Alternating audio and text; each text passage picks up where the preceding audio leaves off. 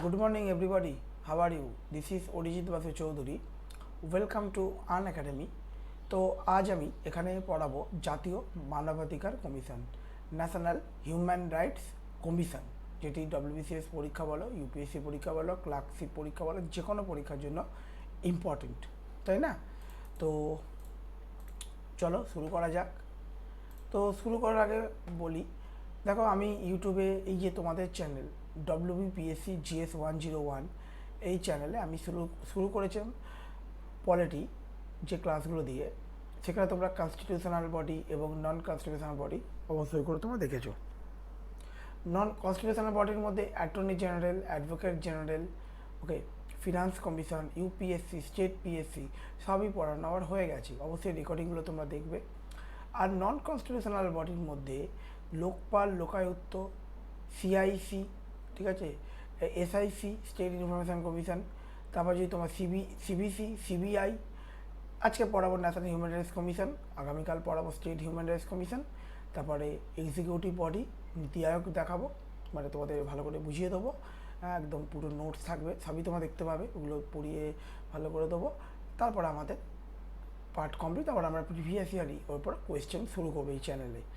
অবশ্যই করে তোমাদের চ্যানেল, অবশ্যই তোমরা চ্যানেলটি সাবস্ক্রাইব করবে, ঠিক আছে? ডব্লিউবিপিএসসি জিএস 101 এই চ্যানেলটি তোমরা সাবস্ক্রাইব করবে, বেল আইকনে ক্লিক করবে, ওকে, তাহলে ডেলি আপডেট পাবে। আর আমি আন একাডেমিতে ডেলি পড়াই, ডেলি রাত 9টা থেকে 10টা, ডেলি রাত 9টা থেকে 10টা। এবার যে নিউজটা তোমাদের দেওয়ার, তোমাদের জানো দুর্গাপুজো আসছে, তো আমাদের আন একাডেমি নিরন্তর প্রয়াস করে চলেছে স্টুডেন্টদের জন্য কোনটা কী ভালো কোর্স বলো। নিশ্চয়ই তোমরা দেখেছো লকডাউন, এখন তো আনলক পর্ব, তাও তো ট্রেন চালু হয়নি। একটা জিনিস তোমরা নিশ্চয়ই রিয়েলাইজ করবে, আমাদের কিন্তু পড়াশোনা কিন্তু আটকে থাকেনি। পড়াশোনা কিন্তু দেখো, পড়াশোনা কিন্তু থেমে যায়নি। পরীক্ষা হচ্ছে, রেজাল্ট আউট হয়ে যাচ্ছে, ঠিক আছে, কনস্টেবলের রেজাল্ট বেরিয়ে গেল, ওকে, ওয়ার্ডারের রেজাল্ট আউট হয়ে গেল, আবার একটা পিএসসি নোটিফিকেশানও বেরোচ্ছে, হিউজ ভ্যাকান্সি আসছে। তো সেক্ষেত্রে দেখো, একটা কথা তোমাদের মনে রাখতে হবে, কিন্তু প্রিপারেশান কিন্তু বন্ধ করলে হবে না। আমরা কিন্তু নিরন্তর প্রিপারেশান কিন্তু কন্টিনিউ করে চলেছি, তাই না? প্রিপারেশান কিন্তু প্রতিদিন দেখো, কোর্স, নিউ কোর্স, ঠিক আছে, নতুন নতুন কোর্স শুরু হচ্ছে, কোথাও ক্লার্কশিপে কোর্স বলো, ডব্লিউবিসিএস প্রিলি বলো, মেন বলো, ব্যাক টু ব্যাক, অপশনাল বলো, কম্পালসারি পেপার বলো, তো এইগুলো তো চলছেই। আন একাডেমি সেরকমই আর একটা তোমাদের জন্য একটা অপরচুনিটি নিয়ে এসছে। Unacademy present WBPSC champions league final. তো দেখো, র্যাঙ্ক 1 to 40 সবাই থাকবে। তো 1 to 40, 1 যে র্যাঙ্ক করবে, 2, 1, 2, 3, 4, তোমার 1 to 40 মধ্যে যারা র্যাঙ্ক করবে, অবশ্যই 2 বছরের সাবস্ক্রিপশান পাচ্ছ তোমরা এক্সাম ক্লিয়ার করে, ঠিক আছে? এটা খুব গুরুত্বপূর্ণ। আচ্ছা, আরেকটা হলো, তোমরা দেখো এখানে যারা র্যাঙ্ক 1 করবে বা র্যাঙ্ক 2 করবে, র্যাঙ্ক 1 যেমন 13,000 টাকা একটা গিফট ভাউচার পাবে আমাজনে, তো র্যাঙ্ক 2 স্কলারশিপ বলে নিতে পারো, এটা তোমাদের একটা স্কলারশিপ। তো সানডে এক্সাম হবে, ঠিক আছে, সকাল 10টা থেকে 12টা অবধি পরীক্ষা হবে, ওকে। আজকে তো, আজকে স্যাটারডে, তো মানে 18 তারিখ পরীক্ষা হবে সকালবেলা, ঠিক আছে, 10টা থেকে 12টা। আর লিঙ্ক, ক্লাসের লিঙ্কের জন্য অবশ্যই তোমরা আমার ক্লাসে চলে এসো, রাত 9টার ক্লাসে, রাত 9টা থেকে 10টা ডেইলি ক্লাস নিই আমি, ডেইলি। তো রাত 9টা থেকে 10টা ইন্ডিয়ান পলিটি, ইকোনমিক্স বা হিস্ট্রির ওপর থেকে। তো আজকের অবশ্যই ইকোনমিক্স আছে, তোমরা চলে এসো, সেখানে আমি লিঙ্ক দিয়ে দেবো। আর অনগোয়িং কোর্স আন একাডেমিতে দেখো, এই দিল্লি সুলতানের কোর্স কমপ্লিট হয়ে গেছে। নতুন কোর্স বলতে গেলে capsule course on Indian fiscal system, on tax স্ট্রাকচারের ওপর থেকে নতুন কোর্স একটা চলছে এখন অনগোয়িং, আজকে কভার হয়ে যাবে, কমপ্লিট হয়ে যাবে।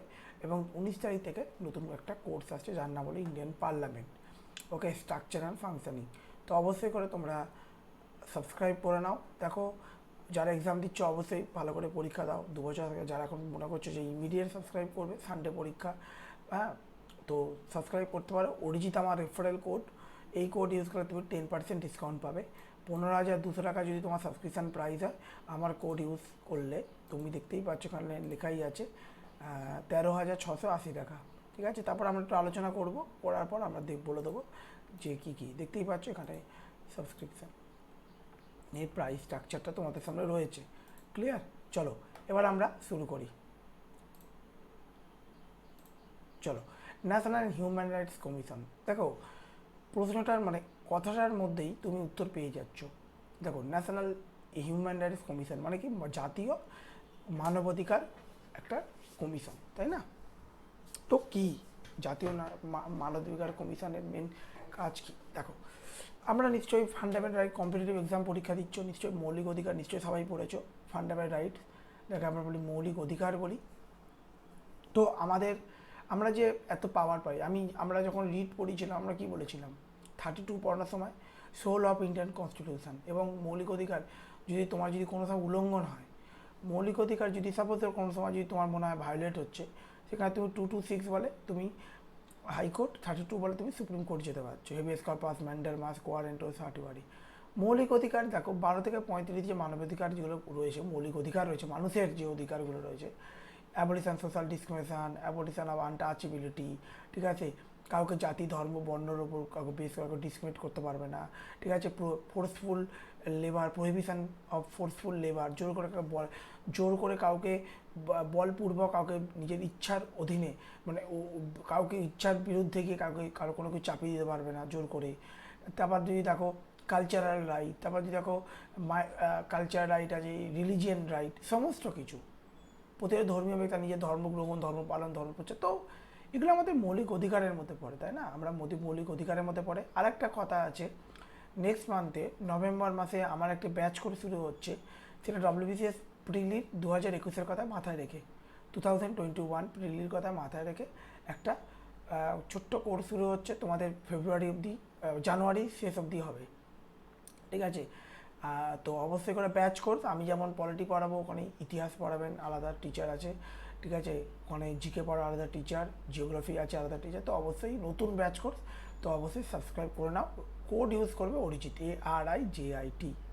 তো যে কথাটা তোমাদের বলছিলাম, তো ন্যাশনাল হিউম্যান রাইটস কমিশন, তাহলে মানবাধিকার কমিশন, তাই না?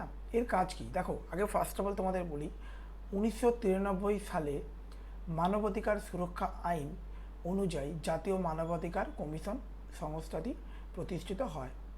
জাতীয় মানবাধিকার কমিশন 8 জন সদস্য নিয়ে গঠিত হয়, ঠিক আছে, এগুলো মনে রাখতে হবে। তার মধ্যে 5 জন ভারতের রাষ্ট্রপতি দ্বারা, বাকি 3 জন পদাধি বলে এই সংস্থার সদস্য হিসাবে নিযুক্ত হন। এবং কারা আছে না আছে সেগুলো তো আমরা পড়বো, সিলেকশন কমিশন টমিশন ভাবেই পড়বো।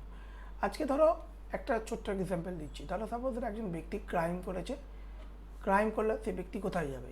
অবশ্যই জেলে যাবে। জেলকে আমরা কী বলি? নর্মালি আমরা যেটা বলি জেল, সংশোধনাগার, ঠিক আছে। এবার দেখো, সে ক্রাইম করেছে, জেলে গেছে, ঠিক আছে, কিন্তু তার মৌলিক অধিকার যেন উল্লঙ্ঘন হয়, ওখানে জেলের কন্ডিশন, জেলের যে আমরা যে সিচুয়েশানগুলো দেখি, যে ইস্যুগুলো দেখা যায় জেলের, সেটা অবশ্যই মেনটেন করতে হবে, সেগুলো প্রবলেম সলভ করতে হবে, ঠিক আছে।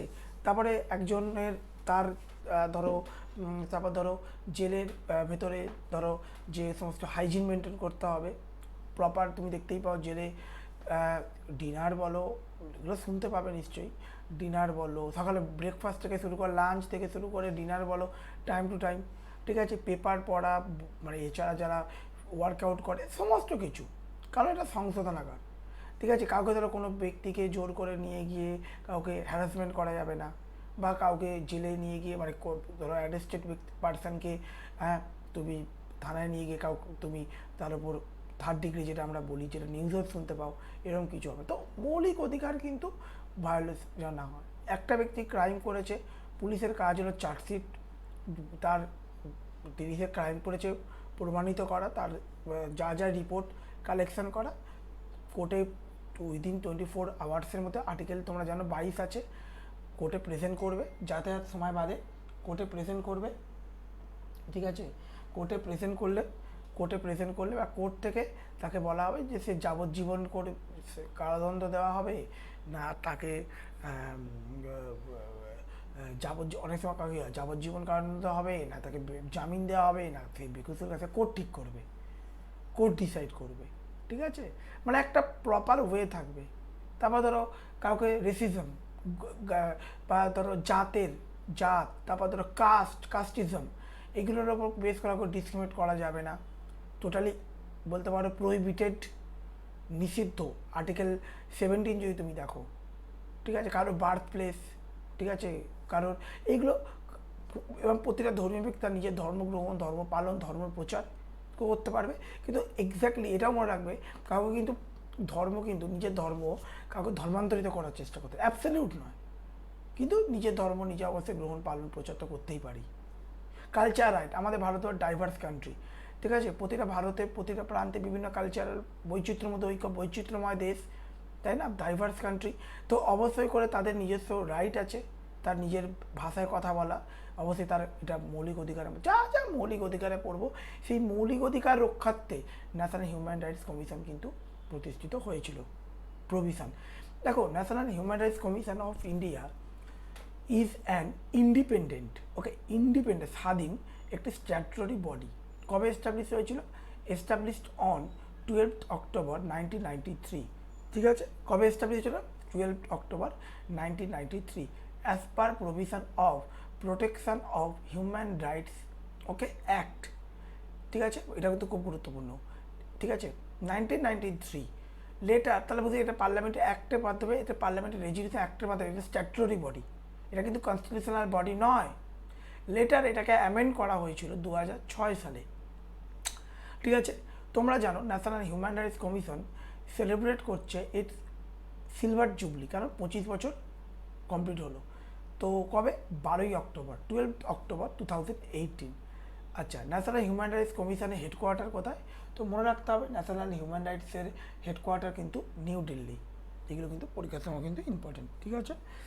ইট ইজ দ্য, একদম যেমন ইউপিএসসিকে আমরা বলেছিলাম যে ইউপিএসসি হলো watch dog of merit system, সেরকমই ন্যাশনাল হিউম্যান রাইটস কমিশন হলো watch dog of human rights in the country.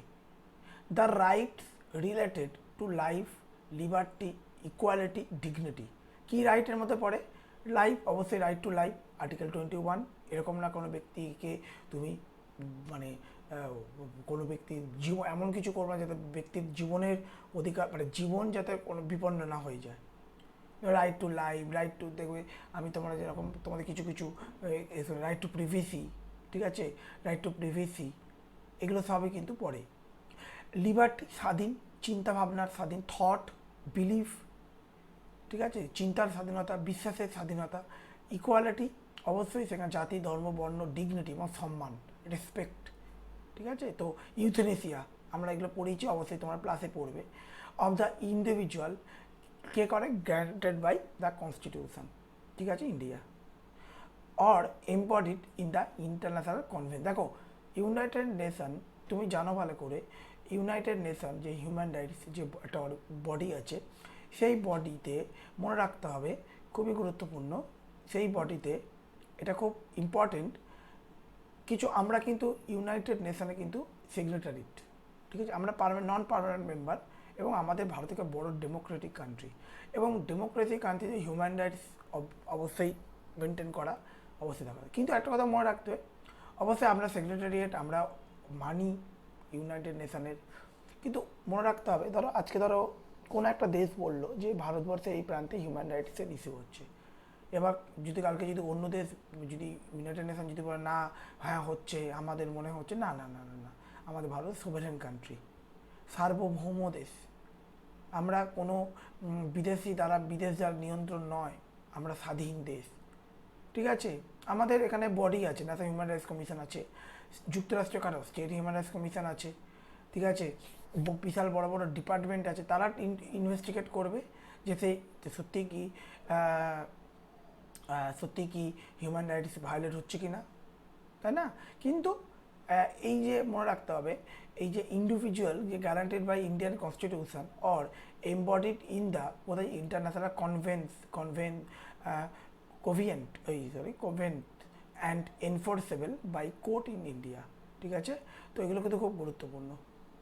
আচ্ছা, এবার আমরা ডিটেলটা জানবো।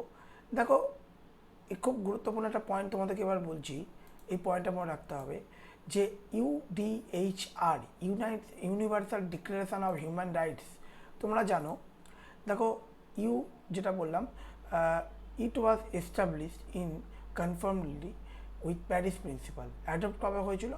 The promotion and protection human rights, কোথায়? প্যারিসে এনফোর্স হয়েছিল। কার দ্বারা এন্ডোর্স হয়েছিল? জেনারেল অ্যাসেম্বলি ইউনাইটেড নেশন, কবে? December 1993। আমি তোমাদের এটা হয়তো অনেকে বুঝতে পারলেন, আমি তোমাদের ক্লিয়ার করে দিচ্ছি, জাস্ট 1 মিনিট। এটা আরও সুন্দর করে লেখা আছে, দেখো। আচ্ছা দেখো, Universal declaration of human Rights was adopted by United Nation General Assembly. কোথায় হয়েছে, যেটা এক্ষুনি বললাম, প্যারিসে। তাহলে ইউনিভার্সাল ডিক্লারেশন কি বলছে, Universal declaration of human rights, ঠিক আছে, Universal declaration of human Rights was adopted by United Nation, ঠিক আছে, ইউনাইটেড নেশন জেনারেল অ্যাসেম্বলি। কোথায় হয়েছিল, প্যারিসে। কবে, 10 December 1948। Clear? It is a milestone declaration, তোমরা জানো, ইন হিস্ট্রি, যদি অ্যাক্রস দ্য ওয়ার্ল্ড যদি বলো, ইউনিভার্সাল রেসপেক্টে যদি তুমি দেখো, ঠিক আছে, human right set out for the first time fundamental human right to be universally protected. সমস্ত জায়গা, বিভিন্ন বডি, তুমি দেখো যারা পিস প্রাইজ পায় নোবেলে, সবাই তুমি দেখতে পাবে, বিভিন্ন যে সংস্থাগুলো পায় তারা কিন্তু সবাই কিন্তু কোনো না কোনো হিউম্যানিটেরিয়ান ফিল্ডে কাজ করেছে, ঠিক আছে। তো তোমাদের আজকের প্রশ্ন হলো, রিসেন্টলি কোন কান্ট্রি, কোন বডি অর্গানাইজেশন পিস পেয়েছে, পিস প্রাইজ পেয়েছে। আচ্ছা, হিউম্যান রাইটস ডে তোমরা জানো। আচ্ছা, হিউম্যান রাইটস ডে আমরা অবজার্ভ করি globally 10 December, with is the anniversary of UDHR. In 2018, Human Rights Day marked 70th anniversary the declaration. এই যে ডিক্লারেশন আবার 70 বছর পূর্ণ হলো, ঠিক আছে। আচ্ছা, এটা তো অবশ্যই বুঝতে পারো, তাহলে বুঝতেই পারছো হিউম্যান রাইটস কী। আচ্ছা, এই লাইনটা নিশ্চয়ই বুঝতে পারলে, যে কথাটা তোমাদের বলছিলাম, as per United nation definition, কি রাইটের মধ্যে কি পড়ে, this right inherent to all human being regardless of race, sex, nationality, ethnicity। তোমরা নিশ্চয়ই শুনেছিল, যেটা মায়ানমারে, যেটা তোমরা জানো এথনিসিটি ক্লাস হয়েছিল, সেটা এখনও এটা বড় আং সু কি, তোমরা জানো মায়ানমারে তখন তৎকালীন নেত্রী ছিলেন। আর ওখানে যেটা হয়েছিল, যেটা খুবই একটা ইনসিডেন্ট ঘটনা হয়েছিল, সেটা ওয়ার্ল্ড ওয়াইড কিন্তু একটা খুবই হিউম্যান রাইটস রিলেটেড একটা কোয়েশ্চেন এসে গেছিলো, যে কেন এরকম এথনিক ক্লাস হবে, ঠিক আছে, রোহিঙ্গা ইস্যু যেটাকে বলি। আচ্ছা, language, religion or any other status, তো এইটার ওপর পুরোটাই ডিপেন্ড করবে, ঠিক আছে। Human rights includes the right life, liberty, freedom from সিলবার্টি। তুমি জানো ভালো, কারণ মৌলিক অধিকারটা যদি ভালো করে পড়ো, যা যা অধিকার আছে সবই হিউম্যান রাইটসের মধ্যে তুমি দেখতে পাবে। Right to speech and expression বলো, কিন্তু অ্যাবসলিউট নয়। রাইট টু স্পিচ অবশ্যই আমার বলার অধিকার আছে, ঠিক আছে, কোয়েশ্চেন করার অধিকার, ডেমোক্রেটিক কান্ট্রি তুমি কোয়েশ্চেন করবে, কথা বলে, এটাই স্বাভাবিক। কিন্তু এমন কথা বলবে না যে কারো ডিগনিটিতে আঘাত হয় বা কোনো সিকিউরিটি পারপাসে ইস্যু হতে পারে। Okay, freedom for slavery and torture, জোর করে কাকে আমি তোমাদের বললাম, যেটা আমরা পড়ি 23 এবং 24। Freedom for of opinion and expression, right to work, education, many more. This are entitle to everyone without any discrimination. সবার জন্য এভরি ওয়ান, কারোর সাথে ডিসক্রিমিনেট করা হবে না। The national human rights commission, okay, is responsible, কী জন্য responsible, for the protection and promotion of human rights in India. তাহলে national human rights commission responsible and protect করে মানুষের হিউম্যান রাইটস, ঠিক আছে। The protection of human rights act 1993, ঠিক আছে, state that commission protection right relating life, liberty, equality and dignity, ঠিক আছে। আমি তোমাদের এগুলো অঙ্গীকার করে, তাই না, কনফারেন্স। তো এইটা কিন্তু খুব গুরুত্বপূর্ণ। কনস্টিটিউশনে তুমি জানো মৌলিক অধিকার, মানব অধিকার অবশ্যই বুঝতেই পারছো। প্যারিস অ্যাকর্ড, তোমার এটা নিশ্চয়ই তোমাদের একটু আগে বলে দিলাম, যে এগুলো অলরেডি পড়ানো আমার হয়ে গেল, ঠিক আছে। হিউম্যান রাইটস কাউন্সিল, এগুলো তো সবই দেখে নেবে, এগুলো খুবই গুরুত্বপূর্ণ। দেখো হিউম্যান রাইটস কাউন্সিল, দেখো the human rights council is an inter governmental body, ঠিক আছে, ক্রিয়েট করেছিল by United Nation General Assembly resolution 15 March 2006। It has replaced the former national commission of New York. এটাকে নতুন একটা 2006 আপডেট করা হয়, amend করা হয়, যেটা পুরোনোটাকে চেঞ্জ করে, রিপ্লেস করে। ইট ইজ রেসপন্সিবল, স্ট্রেংথ করবে প্রোটেকশন হিউম্যান রাইটস, এগুলো অবশ্যই এক্ষুনি পড়লাম। The council is made up 47 United Nations member state are elected by United Nations General Assembly. তো মনে রাখতে হবে ইউনাইটেড নেশন অফিসিয়াল কোথায় আছে, অফিস জেনেভা, সুইজারল্যান্ড।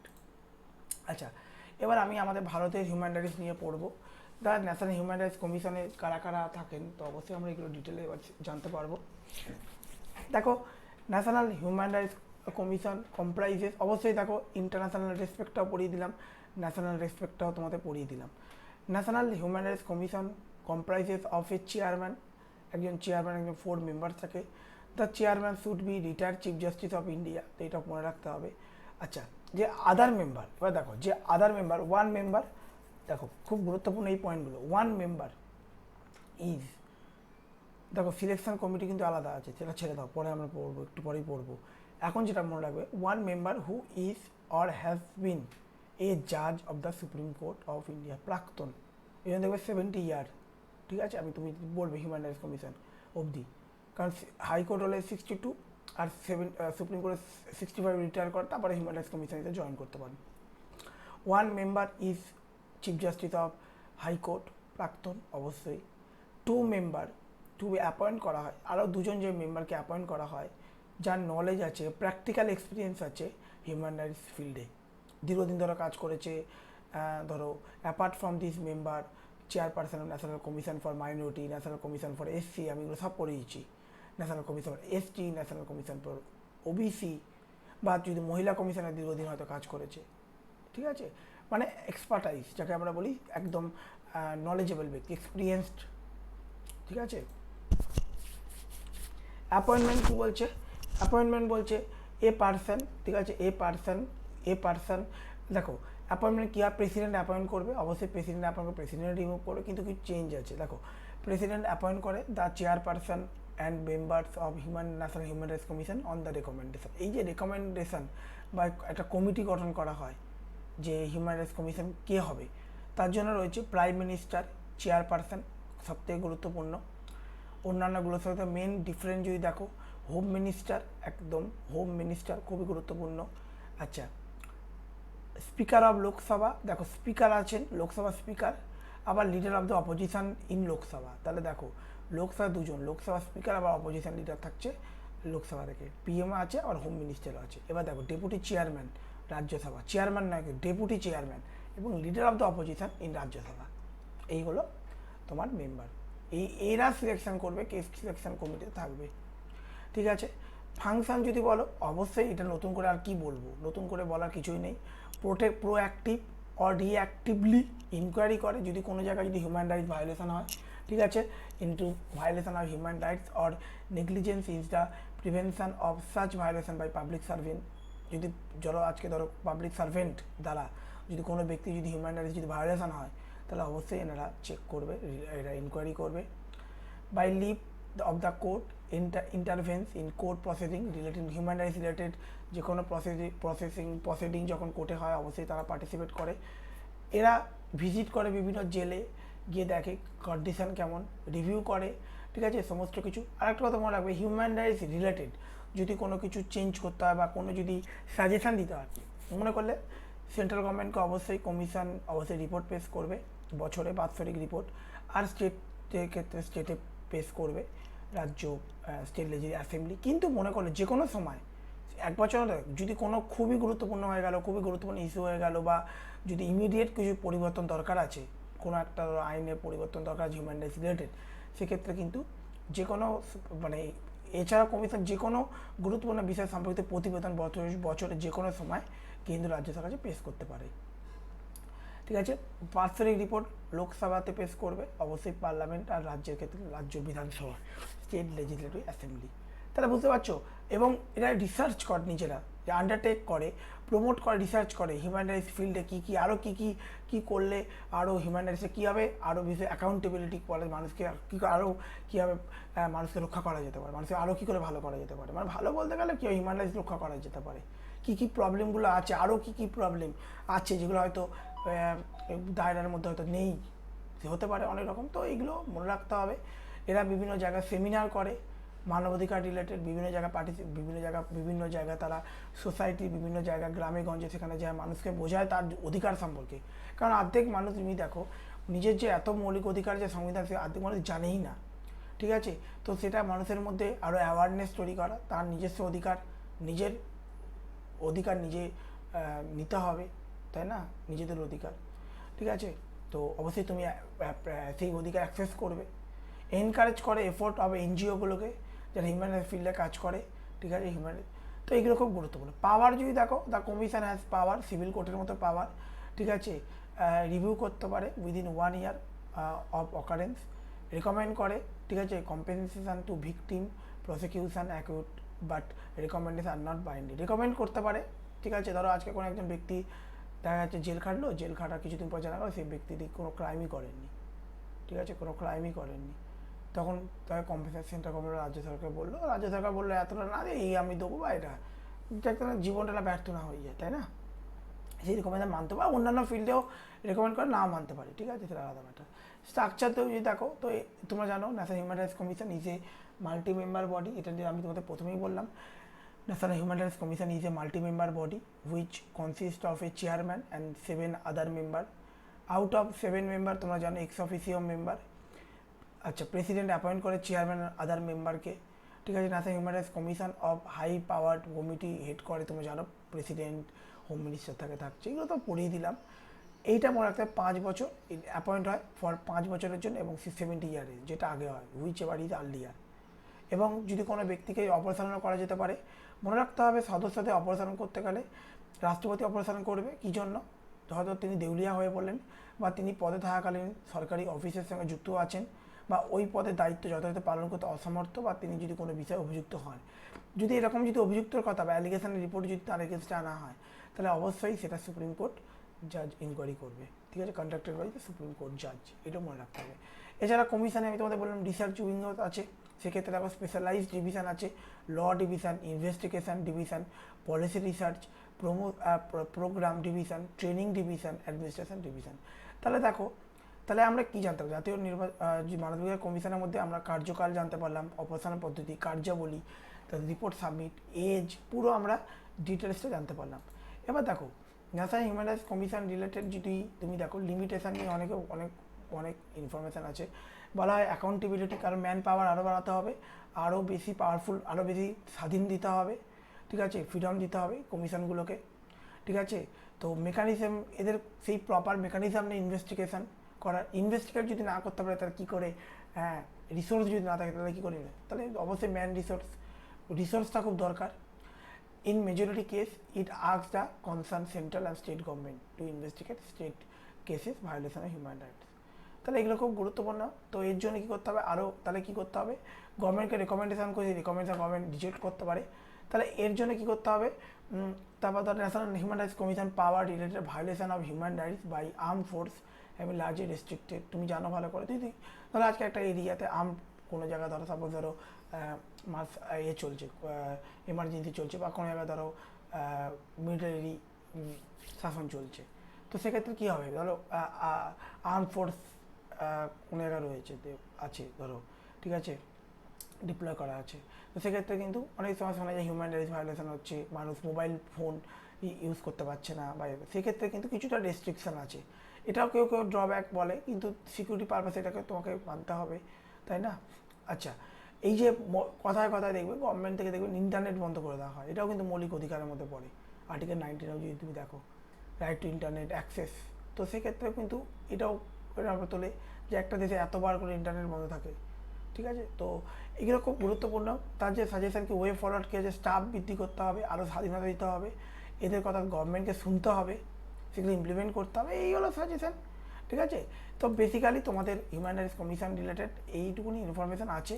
ঠিক আছে, আর চলো এবার আমরা কিছু প্রশ্ন আলোচনা করি তাড়াতাড়ি, একদম টাইম নেই। অ্যাকচুয়ালি এটা নিয়ে 2বার রেকর্ডিং করছি, প্রথমবার রেকর্ডিংটা হলো না বিকজ আমার ইন্টারনেটের প্রবলেমের জন্য। আমি তোমাদের উত্তর বলে দেবো, হাতে একদমই সময় নেই এখন, ওই জন্য সকালবেলা আমার রেকর্ডিং করতে হচ্ছে। দেখো, কিছু গুরুত্বপূর্ণ প্রশ্ন তোমাদের সাথে আলোচনা করব।